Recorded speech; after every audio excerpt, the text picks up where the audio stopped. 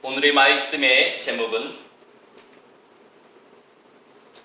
나는 무엇을 어떻게 믿고 있는가입니다. 마태복음 23장 23절과 24절 읽겠습니다. 화 있을진저 외식하는 서기관들과 바리새인들이여, 너희가 박하와 회양과 근처의 11조는 들이되 율법에 더 중한 바 정의와 긍휼과 믿음은 버렸도다. 그러나 이것도 행하고 저것도 버리지 말아야 할지니라. 맹인된 인도자여, 하루살이는 걸러내고 낙타는 삼키는 도다. 기도하겠습니다. 사랑의 하나님, 은혜의 하나님, 오늘 이 시간도 주님을 예배할 수 있도록 인도하시니 감사합니다. 오늘 우리에게 허락하실 주님의 말씀 속에서 성령의 음성을 깨닫고 체험하게 하시며 무한대한 영광과 찬송과 존귀에 올릴 수 있는 성령의 사람들을 되게 하여 주옵소서. 감사드리며 주 예수 그리스도의 이름으로 기도하옵나이다. 아멘. 서론입니다. 무엇을 믿고 살아가야 할까요? 어떻게 믿고 살아가는 것이 복된 믿음일까요? 근본 중에 근본, 기초 중에 기초, 근원 중에 근원, 그것은 예수를 그리스도로 믿는, 믿어지는 믿음으로 살아가는 것이 가장 복된 삶이고 생각입니다. 마태복음 16장 15절로 17절 읽겠습니다. 이르시되 너희는 나를 누구라 하느냐? 시몬 베드로가 대답하여 이르되 주는 그리스도시요 살아계신 하나님의 아들이시니이다. 예수께서 대답하여 이르시되 바요나 시몬아, 내가 복이 있도다. 이를 내게 알게 한 이는 혈육이 아니요 하늘에 계신 내 아버지시니라. 아멘. 그렇습니다. 예수님께서 원하셨던 대답,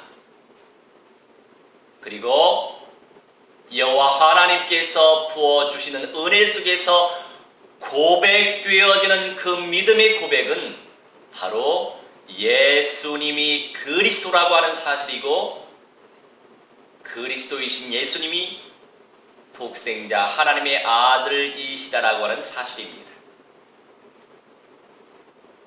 양심에 거리낀 것이 있으십니까?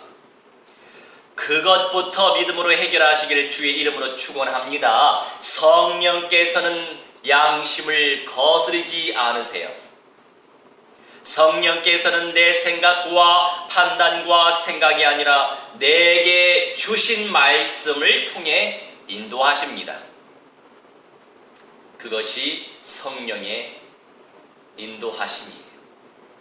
요한복음 14장 25절로 27절 읽겠습니다. 내가 아직 너희와 함께 있어서 이 말을 너희에게 하였거니와 보혜사 곧 아버지께서 내 이름으로 보내실 성령, 그가 너희에게 모든 것을 가르치고 내가 너희에게 말한 모든 것을 생각나게 하리라. 평안을 너희에게 끼치노니 곧 나의 평안을 너희에게 주노라. 내가 너희에게 주는 것은 세상이 주는 것과 같지 아니하니라. 너희는 마음에 근심하지도 말고 두려워하지도 말라. 아멘.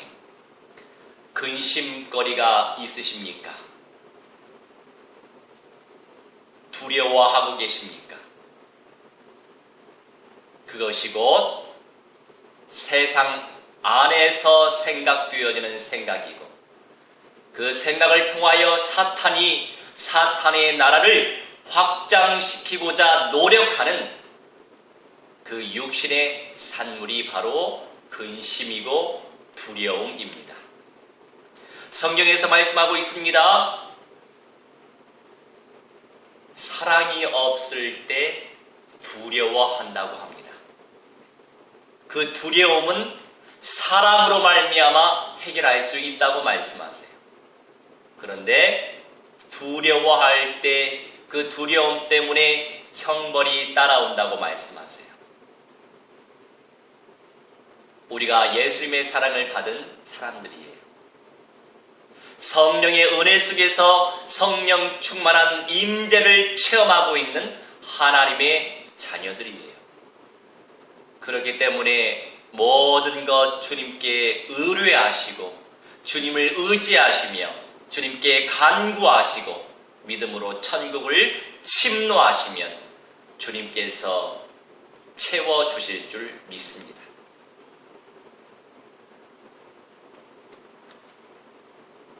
보호하시고 은혜를 베푸시고 깨닫게 하시고 가르쳐 주시는 우리 성령님께서는 그가 너희에게 모든 것을 가르치고 내가 너희에게 말한 모든 것을 생각나게 하리라. 우리가 무엇을 듣고 있습니까? 성령의 감동하심으로 말미암아 기록되어진 하나님의 말씀을 듣고 있어요. 그 하나님의 말씀을 묵상하는 그 가운데에서 성령 인도 따라 하나님의 말씀을 전파하고 있는 것이지요. 그래서 그 속에서 성령의 음성을 듣고 깨달을 수 있는 거예요. 그렇다면 그리스도의 일을 이루신 예수님과 나는 무슨 상관이 있습니까? 내가 원죄를 해결할 수 없었기 때문에 지옥에 갈 수밖에 없었어요. 원죄로 인해서 우리가 한 번 죽게 되어지고 또 두 번 죽게 되어지는 거예요. 내가 생명의 조물주를 만날 수 없었기 때문에 사탄의 영에 사로잡혀 살아갈 수밖에 없었어요. 그 원죄의 문제 해결하시기 위해서 예수님께서 참 제사장의 일을 감당하셨죠. 자신의 몸이 제물이 되셨단 말이에요. 그리고 십자가 위에서 피 흘려 죽어 주셨다는 거죠. 그리스도는 기름 부음 받은 자. 그래서 예수가 기름 부음을 받은 자로서 참 제사장의 일을 감당하셨다고요.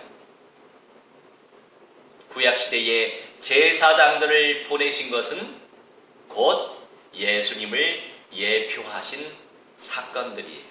그리고 사람들이었죠. 내가 사탄의 권세, 사탄의 영에 사로잡혀져서 결국 둘째 사망, 지옥 형벌을 받을 수밖에 없었단 말이죠. 그래서 예수님이 기름 부음 받은 자 참 왕으로서 사탄의 머리를 깨뜨리셨다고요. 크러쉬 하신다고 말씀하세요. 그래서 내가 사탄에게서 자유하게 되어졌고 사탄의 종에서 결박되어져 있었지만 이제 우리는 성령 안에서 해방받았다고요. 생명의 성령의 법이 죄와 사망의 법에서 우리를 해방시키셨다고요. 내 문제 때문에 예수님께서 십자가에서 피 흘려 죽어 주셔야만 했습니다. 그리고 내 스스로는 하나님을 절대로 스스로 만날 수 없었기 때문에 예수님께서 그리스도로 기름 부음을 받은 자로서 참 선지자의 일을 감당하셨어요. 그리하여 하나님을 만날 수 있는 길이 되셨죠. 내가 곧 길이요 진리요 생명이니 나로 말미암지 않고는 하나님 아버지께로 돌아올 자가 없느니라 말씀하시잖아요. 또한 그분의 성령이 내 안에 찾아오셔서 이 모든 문제들 속에서 이렇게 자유케 하셨으니 할렐루야, 주님을 찬양할 수밖에 없습니다. 본론의 1번입니다. 신실한 믿음은 무엇인가? 내가 과연 무엇을 믿고 있고 어떻게 믿어야만 되겠어요? 신실한 믿음은 무엇일까요? 지구가 자전하면서 태양을 돌고 있습니다. 아직까지는 계속 돌고 있죠. 달은 우리 지구를 공전하고 있죠. 우리 태양계는 은하계의 중심을 축으로 두고 돌고 있어요. 그런데 이 은하계는 또 어떠한 센터, 그 중심을 축으로 두고 돌고 있어요. 끊임없이 돌고 있지요. 그래서 원불교에서는 원이라고 하는 것 속에 어떤 세상의 원리가 담겨 있다라고 얘기하죠. 뭔가 조금은 깨닫고 있어요. 그런데 그거는 하나의 서론에 불과해요. 뭔가 다른 종교인들은, 타 종교인들은 이 세상 만물을 창조하신 하나님을 만나기 위해 노력하고 있어요. 수양하고 있지요. 하지만 이미 성경에 답이 나와 있잖아요. 이 세상 만물을 창조하신 창조주 하나님께서 사람의 모습으로 오신 분이 바로 그리스도의 일을 하신 예수님이시란 말이죠. 예수님께서 그리스도의 일을 이루지 아니하시면 믿을 이유가 없어요. 그 수많은 많은 선인들이 그리스도의 일을 이루지 못했고 부활하지 못했잖아요. 그런데 예수님께서 그리스도의 일을 감당하셨고 부활하시고 승천하시고 지금은 영접한 자의 중심 속에 성령으로 찾아오셨죠. 성경 속에 구원의 진리가 있습니다. 주님을 신뢰하고 계십니까? 지금의 모든 것에 감사하고 계십니까? 지금의 어려움 가운데서도 감사하고 계십니까? 예수님은 살아계세요. 영원 천서부터 영원 후까지 예수님께서는 살아계세요. 성령께서 여전히 인도하고 계십니다. 성령께서 내 삶을 언제나 주장하고 계시는데 이런저런 문제에 원망, 불평하면서 낭망해야 될 이유가 한치도 없어요. 인생이란 끊임없는 고난의 연속이죠. 연단의 연속이죠. 그 속에서 성령의 음성을 누리면 되는 거예요. 왜냐하면 욕심을 가지고 있는 인생은 어찌 되었든지 간에 죄성을 가지고서 살아가기 때문에 이 죄성은 곧 악한 악령들의 틈이 될 수 있고 그들의 처소가 될 수 있고 그들이 역사하는 통로요 또한 양식이란 말이죠. 그래서 뱀이 저주받았잖아요. 너는 종신토록 흙을 먹고 살지니라. 창세기 3장 말씀에 뱀이 저주를 받죠. 영적으로 해석해야 될 필요가 있습니다.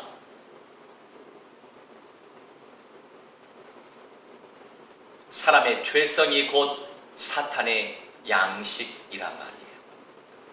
살아있는 동안에 우리가 끊임없는 고난의 연속을 살아가야 된다면 그 속에서 원망 불평하기보다 어찌됐든 조물주 되시고 창조주 되신 여호와 하나님께서 생존해 계시고 나와 함께 늘 동행하고 계시기 때문에 그 속에서 하나님의 말씀을 묵상해야 될 이유가 있고 그 속에서 임마누엘 나와 함께 하시고 우리와 함께 하시는 하나님을 누려야 될 이유가 있습니다. 우리 민족은 셈족의 후예죠. 노아 아들 중에 셈족의 후예예요. 지금의 이스라엘 민족과 우리 한민족의 직속 조상이 같다라고 얘기할 수 있어요. 그리고 이제 셈의 후손들 가운데 벨렉이라고 하는 또 후손이 있어요. 벨렉은 지금의 이스라엘의 직속 조상이 됩니다. 근데 벨렉과 욕단이 있어요. 욕단은 스발 동편으로 이주해서 살았다라고 창세기 말씀에 기록되어 있죠. 그래서 역사가들은 언약적 관점에서 역사를 연구하는 역사가들이 우리 한민족이 그 욕단의 후손이다라고 얘기합니다. 많은 부분에서 이스라엘 민족들과 비슷한 문화들이 있어요. 예전에 이제 글을 써갈 때에도 오른쪽에서 위에서 아래 그리고 왼쪽으로 가게 하는 어떤 글 쓰는 스타일도 그랬고, 사람이 죽으면 베옷을 입고 아이고 아이고 하는 그런 또 문화가 같지요. 그런 여러 가지 어떤 역사적 관점에서 그리고 문화적 관점에서 비슷한 부분들이 많이 있다. 그래서 우리 민족의 또 민요, 대표적인 민요라고 한다면 아리랑을 들 수 있어요. 그래서 이 아리랑은 다른 것으로 풀리지 않습니다. 언약적인 복음적인 관점에서 풀 수 있어요. 아리랑의 아리는 바로 예수님께서 죽으실 때 엘리 엘리 라마 사박다니 기억나시죠? 아람어에서 나오거든요. 그 아람어도 바로 아람 족속도 셈의 후손이에요. 그러니까 이스라엘 민족과 친척 관계, 뭐 우리와도 친척 관계라고 할 수 있죠. 그 엘리 그리고 엘이라고 하는 히브리어의 엘의 뜻은 하나님을 의미하죠. 그 엘리가 아리가 됐다라고 우리가 얘기할 수 있습니다. 그리고 랑은 우리가 다 알다시피 나랑 너랑 우리랑 할 때 함께라고 하는 개념이죠. 아리랑 아라리요. 자, 이 의미는 하나님과 함께 할렐루야 또는 임마누엘 주님을 누린다, 이런 개념으로 우리가 해석할 수 있어요. 그렇게 성경적인 관점에서 해석하지 못하면 해석이 안 됩니다. 그렇게 주님과 함께 이 시베리아를 거쳐서 이렇게 극동지역, 이 동북아까지 오는 데 있어서 얼마나 많은 험준한 산들이 있었겠어요. 그 속에서 많은 어떤 희노애락을 우리 조상들이 경험했겠죠. 그래서 우리가 아리랑의 민족이다라고 얘기합니다. 주님과 함께하는 그런 민족이다라고 얘기할 수 있어요. 또 어떤 연구가는 이렇게도 얘기합니다. 우리 한반도의 지명들도 아주 성경적인 관점에서 정리가 되어 있다라고 얘기해요. 우리가 잘 알고 있는 백두산의 천지는 하늘의 땅이다라고 얘기해서 천국을 의미해요. 그곳에 빛이 비치면 그 주변의 함경도는 빛을 반사하다, 이런 개념이 있어요. 빛을 누리다, 빛을 반사하다. 예수 그리스도의 빛을 의미하겠죠. 그 빛이 이제 전파되면 평안을 누릴 수 있다. 주님의 참 평안함을 누릴 수 있다. 그리고 황해도 하면 빛과 소금을 또 의미하는 현장이고, 이렇게 굉장히 성경적인, 제가 다 외우지 못해서 말씀은 못 드리지만, 그러면서 저기 거제도는 구제의 개념, 저 흑산도는 지육의 개념, 그리고 제주도는 구원의 개념, 이렇게 해서 아주 성경적인 관점에서 나라의 지명이 펼쳐졌다라고 설명을 하시더라고요. 얼추 저도 그렇게 이해되는 바입니다. 뭐 성경에 정확히 기록되어 있지 않기 때문에 뭐 전적으로 믿는다라고 얘기한다면 안 될 것 같고요. 어느 정도 신빙성이 있다라고 얘기할 수 있을 것 같습니다. 객관적으로 그렇게 정리할 수 있을 것 같아요. 자, 이와 같은 신실한 믿음은 성령께서 늘 선한 길로 인도하신다는 삶의 실제를 믿는 거예요. 자, 신명기 7장 17절로 21절 읽겠습니다. 내가 혹시 심중에 이르기를 이 민족들이 나보다 많으니 내가 어찌 그를 쫓아낼 수 있으리요 하리라마는 그들을 두려워하지 말고 내 하나님 여호와께서 바로와 온 애굽에 행하신 것을 잘 기억하두에 내 하나님 여호와께서 너를 인도하여 내실 때에 내가 본 큰 시험과 이적과 기사와 강한 손과 편판을 기억하라. 내 하나님 여호와께서 내가 두려워하는 모든 민족에게 그와 같이 행하실 것이요 내 하나님 여호와께서 또 왕벌을 그들 중에 보내어 그들의 남은 자와 너를 피하여 숨은 자를 멸하시리니 너는 그들을 두려워하지 말라. 너희의 하나님 여호와 곧 크고 두려운 하나님이 너희 중에 계심이니라. 아멘.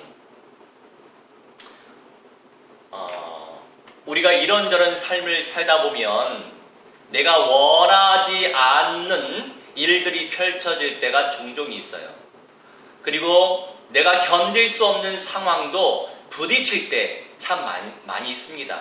그럴 때마다 하나님이 나와 함께 하지 않는 것처럼 느끼고 그럴 때마다 원망할 수밖에 없는 상황, 불평할 수밖에 없는 그런 상황들이 만들어질 때가 참 많아요. 그런 관점 속에서 우리가 어떻게 인도받아야 되겠습니까? 내 안에 하나님의 말씀이 없으면 늘 내 생각대로 판단하고 내 감정대로 결정하고 선택할 때가 참 많죠. 그러다 보니 우리가 성령의 인도를 받지 못할 때가 많이 있어요.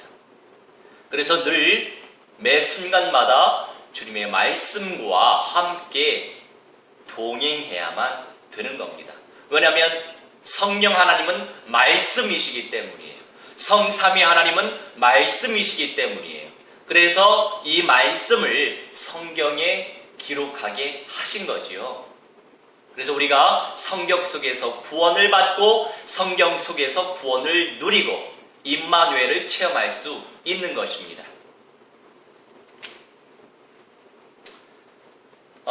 이미 이스라엘 백성들을 그 약속하신 대로 애굽에서 나오게 하셨는데 뙤암 곁에 얼마나 힘들겠습니까? 뭐 장작불도 없는데 그리고 얼마나 밤에는 추웠겠어요. 광야지대, 사막지대는 그렇게 온도차가 많이 나잖아요. 그래서 한낮에는 구름기둥으로 그늘을 만들어 주시고 한밤중에는 불기둥으로 또 온도를 높여주시고 그러셨단 말이에요. 늘 성령께서 하나님께서 세밀히 우리 삶을 인도하신다는 거죠. 내 마음대로 내 뜻대로 살아갈 수 없을 때가 종종 있지만 그 속에도 하나님께서 감추어 두신 하나님의 뜻이 있어요. 하나님의 계획이 있다는 거죠. 그 하나님의 뜻을 발견할 수 있도록 더 예배 속에, 더 말씀 속에, 더 기도 속에, 그리고 더 전도 속에, 선교 속에 들어갈 때 우리 하나님께서 우리를 존귀한 자로 더 귀하게 사용하실 줄 믿습니다. 새 하늘과 새 땅은 어떤 자에게 약속이 되어 있습니까? 복음의 가치를 발견하고 복음을 누리는 가운데에 복음을 위하여 정말 믿음으로 순종하고 헌신한 자들에게 약속된 현장이에요. 그저 그냥 예수님만 믿고 죄 용서함만 받고 그렇다면 동일하게 새하늘과 새 땅의 영광을 누리게 하실 수는 없는 거죠. 새하늘과 새 땅은 우리가 살고 있는 이 땅이 새롭게 변화되어질 천년 왕국을 의미해요. 그 이후에 마지막 심판이 있고 이제 영계만 존재하는 거죠. 우리가 알고 있는 이 우주계, 이 물질계는 맨 마지막 날에 종말이 됩니다. 그 이후에는 천국과 지옥, 영계만 남아요. 그 이전에 천년왕국, 새하늘과 새 땅, 부활체로 예수님과 함께 새롭게 창조되어질 그 세상을 생각해 보세요. 그것의 가치를 발견할 수 있도록 기도해 보세요. 저도 예전에 발견이 안 되더라고요. 그냥 예수님 믿고 천국 가면 되지 이렇게 생각하다 보니까 더 풍성히 누릴 수 있는 하늘의 은혜와 땅의 축복을 놓치고 살아갈 때가 있어요. 그런데 우리가 욕심내는 것이 아니라 주님께서 예비하신, 준비해 놓으신 은혜의 산물이기 때문에 예수님께서는 비전을 가지고 순종하고 인도받으라고 말씀하시는 거예요. 우리 주님이 부활체로 변화되어질 우리와 함께 살길 원하신다는 거죠. 그 비밀을 깨닫고 누리시기 바랍니다. 주님은 살아계세요. 염려 걱정할 그 시간에 오히려 그 생각들을 기도로 바꿔 주님께 매달려 간구하시기 바랍니다. 여호와 하나님을, 그의 얼굴을 찾는 자에게 가까이 하신다고 말씀하세요. 주님께서 그 믿음을 어여삐 여기십니다. 주님을 의지하시기 바랍니다. 본론의 둘째, 거짓된 믿음은 무엇인가?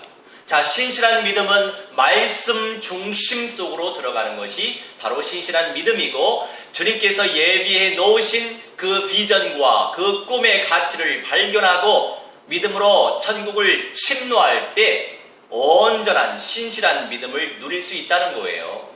주님께서 이렇게 하라고 하셨는데 안 해버리면 주님께서 말씀하시는 신실성이 내게 얼마나 있겠습니까? 그런데 거짓된 믿음은 무엇인가? 거짓된 믿음은 그런 척하는 믿음이에요. 그리고 거짓된 믿음은 이 정도면 됐지 하는 믿음이에요. 아닙니다. 우리의 삶의 목표가 무엇이지요? 그리스도의 장성한 분량에 이르는 데까지가 우리 삶의 목표예요. 이미 성경에 그렇게 기록되어 있는데 나는 이 정도면 돼 라고 생각한다면 얼마나 내가 교만한 거예요. 그건 절대로 겸손한 게 아니에요. 하나님께서 작정해 놓으신 삶의 목표, 개개인의 삶의 목표는 그리스도의 장성한 분량에 이르는 데까지 충만하리니입니다. 할렐루야. 그 말씀에 순종하시기 바랍니다. 사람들에게 보이기 위해 행위적인 것으로, 물질적인 것으로, 그리고 하나님의 뜻이 이것인데 안 해야 되는 것이냐, 그게 마치 겸손한 것이냐 하는 그 믿음의 태도 또한 온전한 믿음은 아니라는 거죠.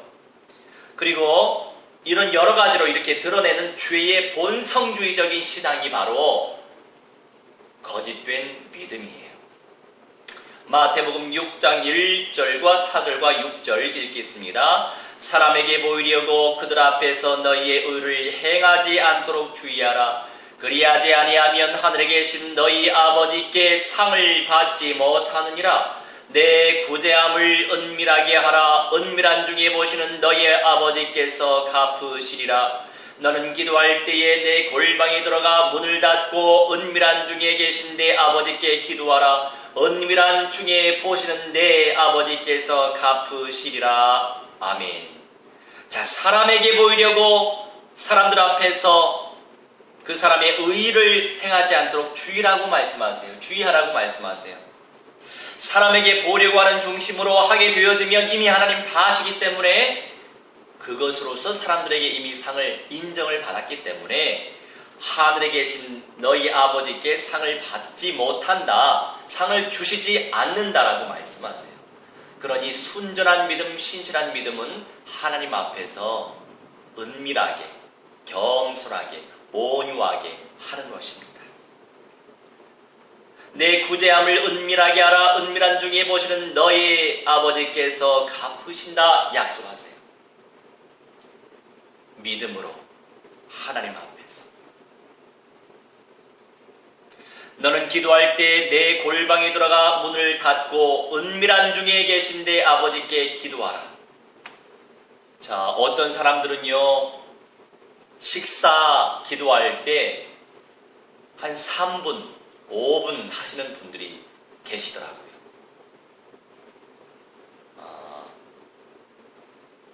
다른 사람과 함께 있을 때 굳이 길게, 많이, 구체적으로 할 필요는 없습니다.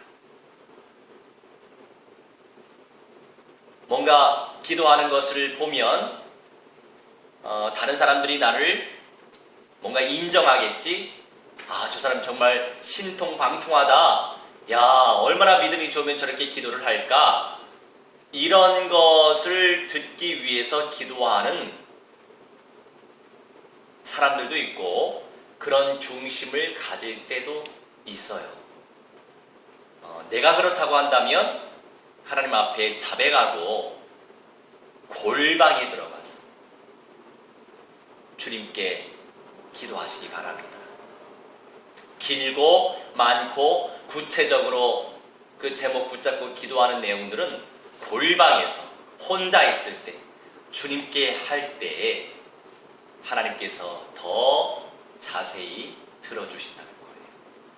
그리고 더 온전한 중심이라고 성경에서 말씀하고 계시는 거죠.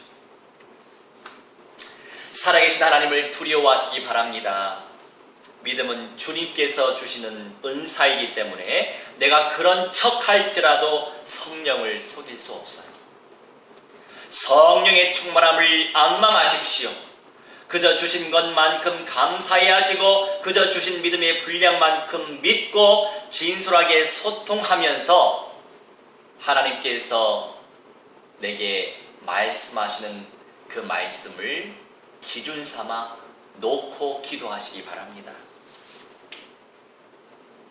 믿음이 적으면 적은 대로 할렐루야 하시고 믿음을 많이 주셨으면 주신 것대로 할렐루야 하시고 하지만 장성한 분량 그리스도에게 방향 맞춰서 그 말씀 붙잡고 기도할 때 주님께서 더 온전히 더 깊이 더 높게 세워주실 겁니다.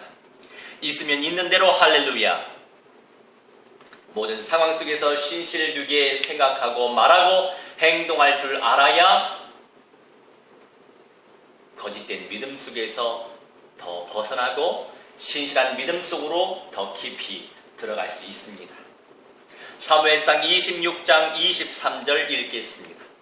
여호와께서 사람에게 그의 공의와 신실을 따라 갚으시리니 이는 여호와께서 오늘 왕을 내 손에 넘기셨으되 나는 손을 들어 여호와의 기름 부음을 받은 자 치기를 원하지 아니하였음이니이다.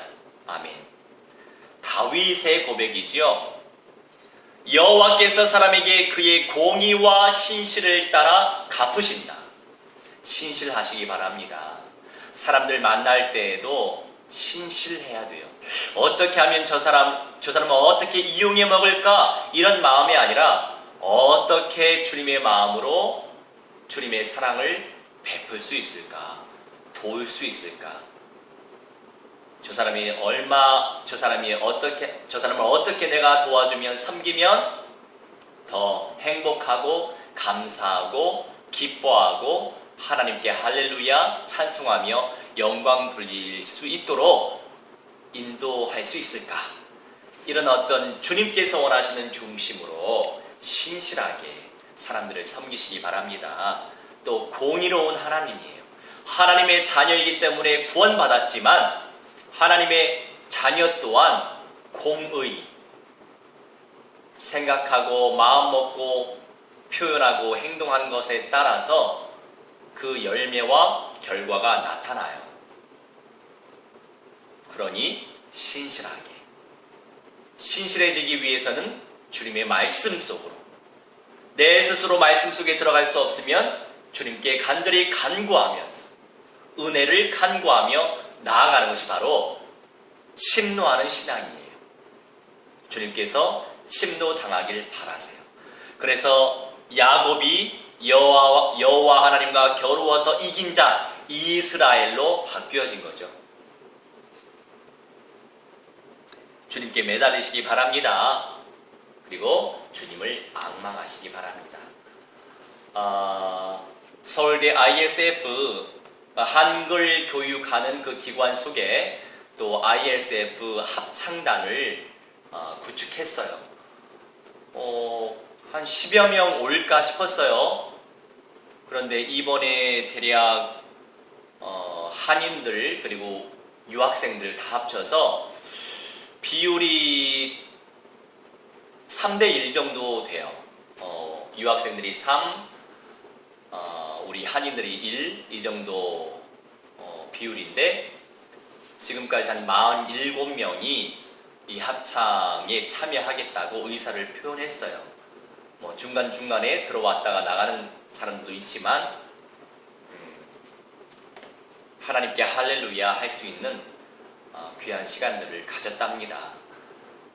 물론 이제 지금 현재 우리가 기도하고 있는 거 그대로 5가지 비전 놓고 기도하고 있잖아요.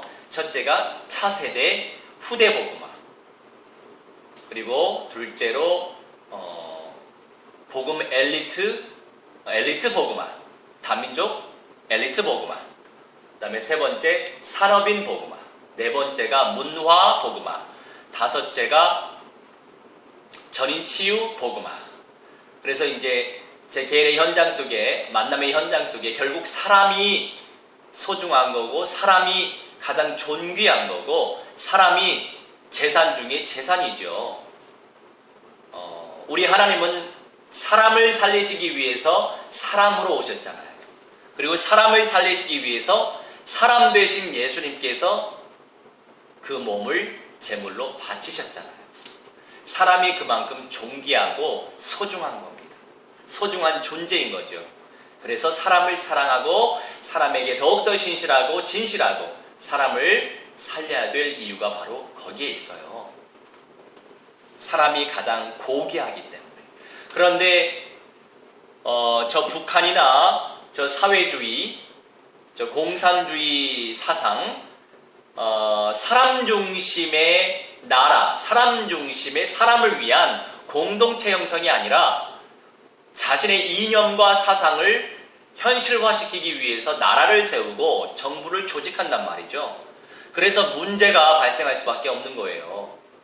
그 속에 사랑이신 하나님, 하나님이 사랑이시잖아요.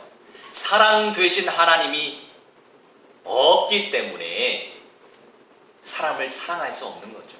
사람을 위해서 나라가 세워지지 못하는 거죠. 사람을 위해서 그 정부가 건강하지 않고 못하고 그 사회도 건강할 수가 없는 거죠.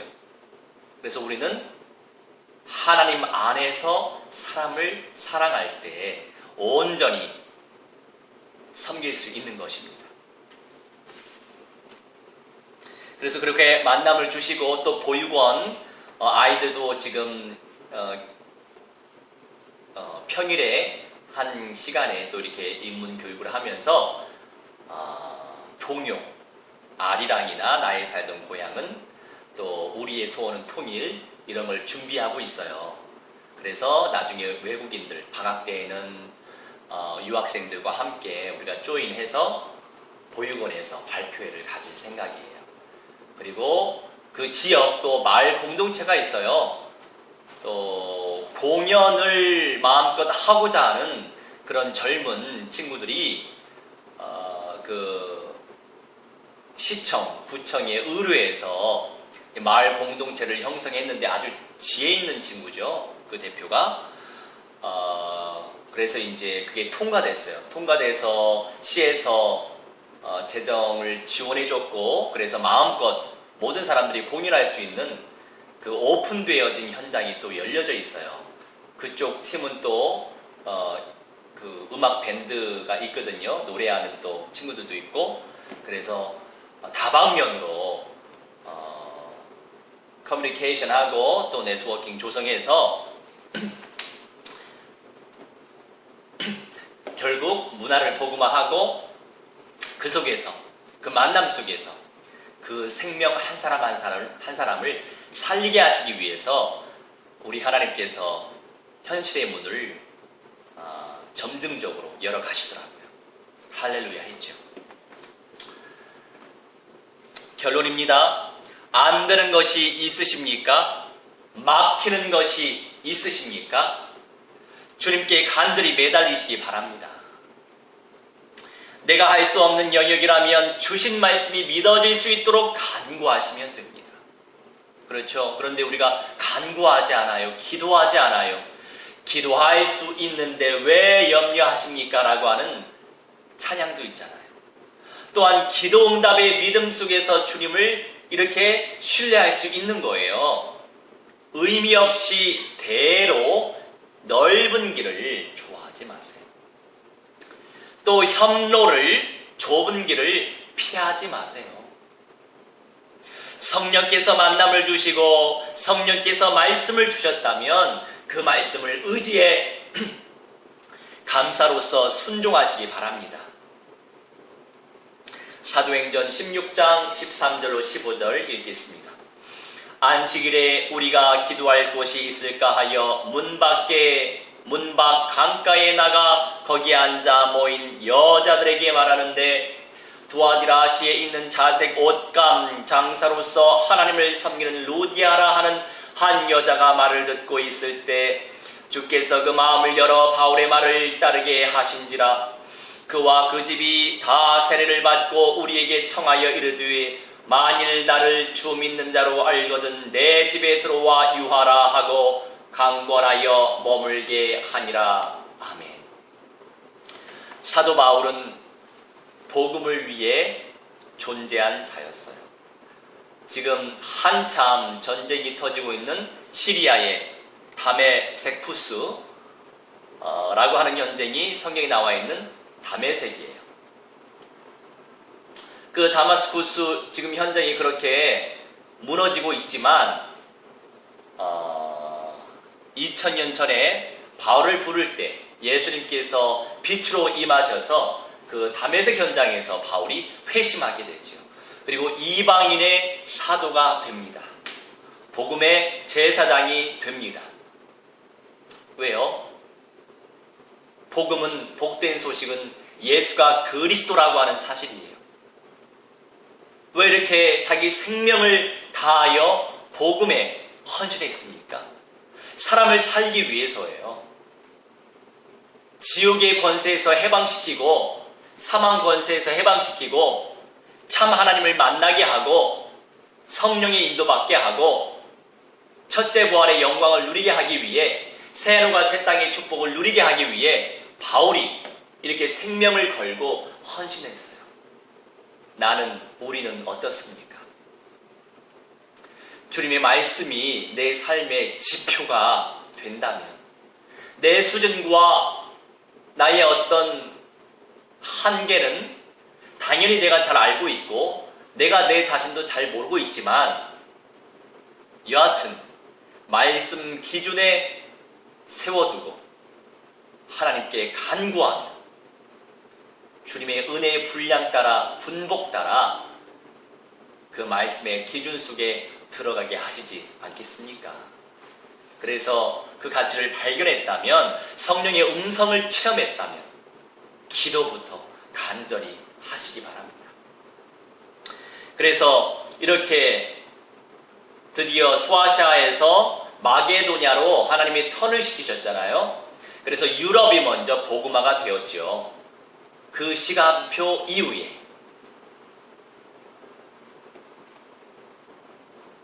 그때 이제 빌립보 지역에 자색 옷감 장사 귀족들 왕족들에게 이렇게 비단 옷을 판매했던 루디아라고 하는 여자를 만났죠. 그래서 그녀의 집을 열어주었고 그 현장이 기도처가 되었고 예배 처소가 되었고 그 집이 곧 교회가 된 거예요. 이렇게 하나님이 만남을 주신다는 겁니다. 예수께서 그리스도이신 절대적 복음의 성경적 복음의 응답을 누리고 있는 그 만남을 우리 하나님이 주시는데 그 만남이 가장 가치 있고 복됩니다. 이 시대의 가운데 믿음이 있는 자가 누구랍니까? 하나님께서 보고 계세요. 보고 믿지 마시고 무엇을 보고 믿지 마시고 말씀을 가슴으로 믿고 믿음으로 고백하시길 주의 이름으로 축원합니다. 그 자가 바로 신실한 믿음이고 온전한 믿음 속에 들어가는 자예요. 내 생각과 판단과 선택과 결정 이전에 주님께서 주신 말씀이 무엇인지 되뇌고 그 말씀을 준과하여 확신 가운데 단계 걸어 나가시기 바랍니다. 온전한 믿음은 말씀 체험 속에서 드러나게 되어 있습니다. 기도하겠습니다. 사랑의 하나님 감사합니다. 구원의 복음을 깨닫게 하시고 생명의 길로 가게 하시니 감사합니다. 저를 구원하신 이유, 그리스도의 장성한 분량에 이르는 데까지 충만한 그 삶의 목표와 내가 너희를 지은 것은 나를 찬송하게 하려 함이라 그 삶의 목적과 이유대로 주님을 마음껏 예배하며 무한대한 영광과 찬송과 존귀 올릴 수 있는 믿음의 사람, 성령의 사람, 말씀의 사람 되어 세계복음화의 주인공 되게 하시고 주님께서 기도를 시켜 주시며 또한 예수님께서 중보하여 주시며 성령의 인도 속에서 첫째 부활의 영광과 새하늘과 새 땅의 영광을 체험할 수 있는 이스라엘이 될 수 있도록 아버지 성령으로 인도하여 주옵소서. 우리 주님께서 세밀히 간섭하여 주실 줄 믿사오며 사랑 많으신 우리 주 예수 그리스도의 이름으로 기도하옵나이다. 아멘.